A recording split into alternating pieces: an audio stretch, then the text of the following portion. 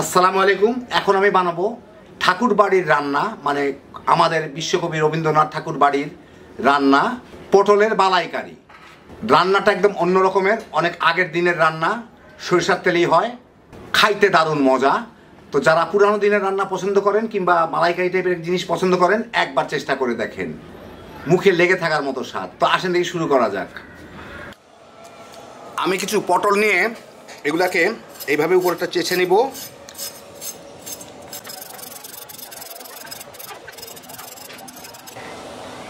নিয়ে এই দুই মাথাটুকু কেটে নিব। তারপর পটলটাকে অর্ধেক করে কেটে নিব, মানে এইভাবে নিব আমি পটলগুলোকে আর কি, দুই টুকরা করে। এইখানে আমি নিয়ে নিছি প্রায় 6টা কাঁচামরিচ, আর বাকিটুকু হচ্ছে কাঁচা হলুদ বাটা। তো এই রান্নাটায় কাঁচা হলুদ বাটা লাগে, সেই জন্য আমি কাঁচা হলুদ বেটে মরিচের সাথে একসাথে বেটে নিয়ে নিছি। সব মিলায় প্রায় 2 থেকে আড়াই থেকে 3 টেবিল চামচের মতো হয়েছে। এর সাথে আমি আদা বাটা দিব 1 টেবিল চামচ, দিয়ে একটু পানি দিয়ে এটাকে মিশায় রেখে দিব। এটা পরে আমি রান্নার সময় দিয়ে দিব। একই সাথে এখানে আমি 1 কাপ দই, টক দই ফেটে রেখে দিছি, এটা আমার লাগবে। আর লাগবে হচ্ছে প্রায় 1 কাপের কাছাকাছি নারকেলের দুধ। তো আমি এই টিনের নারকেলের দুধটা ব্যবহার করতেছি। আপনাদের যদি নারকেলের দুধ বাসায় করা থাকে নিতে পারবেন, নাহলে এগুলো আগে 90 টাকা ছিল, এখন 130 টাকা হয়ে গেছে দাম। এর মধ্যে 2 কাপের মতো আছে আর কি, 400 মিলি আছে। আমি এখানে কিছু সরিষার তেল গরম করছি, প্রায় 6 কাপের একটু উপরে আছে। এর মধ্যে আমি এই যে পটলগুলো কেটে রাখছি, ওগুলা দিয়ে আমার একটু ভেজে নিতে হবে। পটলগুলো দিয়ে দিই, সাথে একটু হলুদের গুঁড়া আর একটু লবণ দিয়ে দিতে হবে। তেলের মধ্যে দিলে এটা বাকিটুকু মিশে যাবে।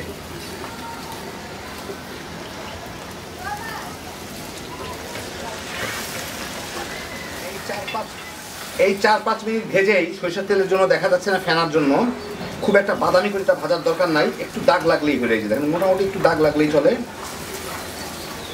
এগুলোকে আমি তুলে নিব। এখন এই তেলের মধ্যেই আমি কয়টা আলু, 2টা আলু এইভাবে কেটে রাখছি, এই আলু কয়টা দিয়ে দিব।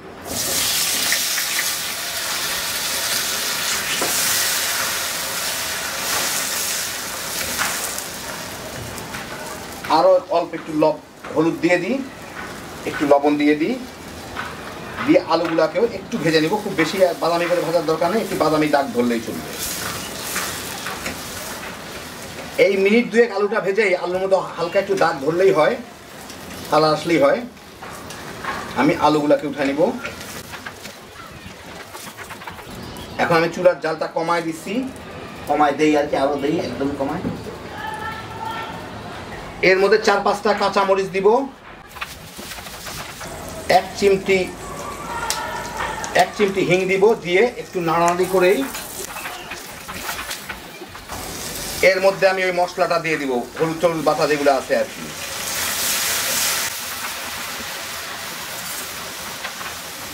দিয়ে এইটাকে এখন একটু ভুনে নিব।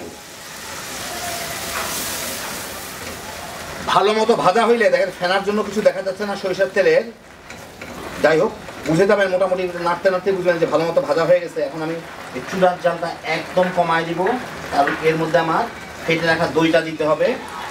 তার আগে আমি পছন্দ মতো মরিচের গুঁড়া দিয়ে দিব। আপনার রঙটা ভালো চাইলে কাশ্মীরি মরিচের গুঁড়া দিতে পারেন, আমার কাছে নাই, আমি এটাই দিয়ে ছাড়লাম, বাংলাদেশি মরিচের গুঁড়া।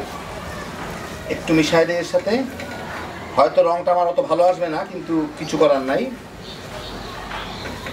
এর মাঝখানে একটু যদ্দূর মানে তাপমাত্রা কমে গিয়ে ঠান্ডা হয়েছে, এর মধ্যে আমি ওই ফেটে রাখা টক দইটা দিব, দিয়ে আমার ভালো মতো মাখাই এটাকে একটু ভুনে নিতে হবে। আমি একটু কম জ্বালেই ভুনবো, যাতে টক দইটা খুব জলদি ফেটে না যায়। টক দই দিলে ফাটবেই, এটা এমন কোনো কিছু না, কিন্তু যদি বেশি নাড়ানাড়ি করেন তাহলে একদম গুঁড়া গুঁড়া হয়ে ফাটবে, বুঝতে পারবেন না। আর কম নাড়ানাড়ি করলে বড় বড় চাকা হয়ে ফাটবে, কিন্তু এটা ফাটবেই, এটা না ফাটবে এমন কিছু নাই, এটা ফাটতেই হবে। যদি ভালো মতো মিশাই দিই তাহলে ফাটলেও আপনারা বুঝতে পারবেন না। এখন হালকা করে আঁচটা বাড়ায় আমি এটাকে ভুনে নিব। প্রায় 7-8 মিনিট ভুনে এই হচ্ছে মশলার অবস্থা। এখন আমি এর মধ্যে একটু স্বাদ মতো লবণ দিব। প্রথমে যদিও লবণ দিছিলাম কিন্তু অত ওইটুকু লবণে বোধহয় হয়নি, আমি খেয়ে দেখছিলাম। আর আলু লবণ টানবে, আর এই আলুগুলা দিব, দিয়ে আমার একটু ভুনে নিতে হবে এটাকে আলুগুলার সাথে। আলুটা 2-3 মিনিট ভেজে ভুনের সাথে আর কি আমি এর মধ্যে পরিমাণ মতো গরম পানি দিব। পাশের চুলে আমি একটু পানি গরম রাখছিলাম, খুব বেশি না, আলুগুলা যাতে জাস্ট ডুবে সিদ্ধ হওয়ার মতো আর কি। এখন এই আলুগুলাকে আমি প্রায় 80% মতো সিদ্ধ করে নিব। একটু লবণটা আবার দেখি পানি দেওয়ার পরে, যথেষ্ট। একটু ঢাকা দিয়ে দেই, ঢাকা দিয়ে এটাকে আমি কয়েক মিনিট সিদ্ধ করলেই হয়ে যাবে। প্রায় মিনিট 10 আলুটা হয়ে গেছে। এখন পুরা না, প্রায় 80%। এখন এর মধ্যে পটলগুলো দিয়ে দিব।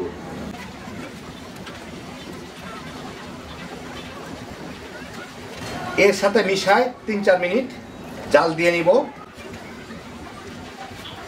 ঢেকে দিই। তাহলে আলুগুলা বাকিটাও হয়ে যাবে আর পটলটাও সুন্দর মতো মশলা যা ঢুকে যাবে। 5-6 মিনিট জাল দিয়ে আমি মাঝখানে 2-একবার নেড়ে দিছিলাম, আর টিপে টিপে দেখছিলাম আলুটা ঠিক আছে নাকি। আলুগুলা ভালো হয়ে গেছে সিদ্ধ। এখন আমি এর মধ্যে এই নারকেলের দুধটা অর্ধেক টিন দিব। এখানে 2 কাপের মতো আছে, আমি 1 কাপ দিব এর মধ্যে।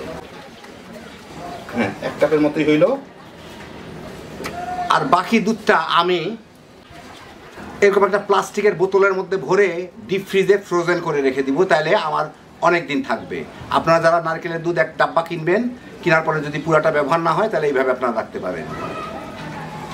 এখন এর সাথে আমি ভালো মতো মিশাই দেই, দিয়ে আমার কয়েক মিনিট জাল দিয়ে নিতে হবে। ভালো মতো মিশায় আমি এটাকে এখন 4-5 মিনিট জাল দিয়ে নেব ঢেকে। 4-5 মিনিট জাল দিয়ে আর কিছু না তেমন, এর মধ্যে প্রায় আধা টেবিল চামচ ঘি মিশায় দিব।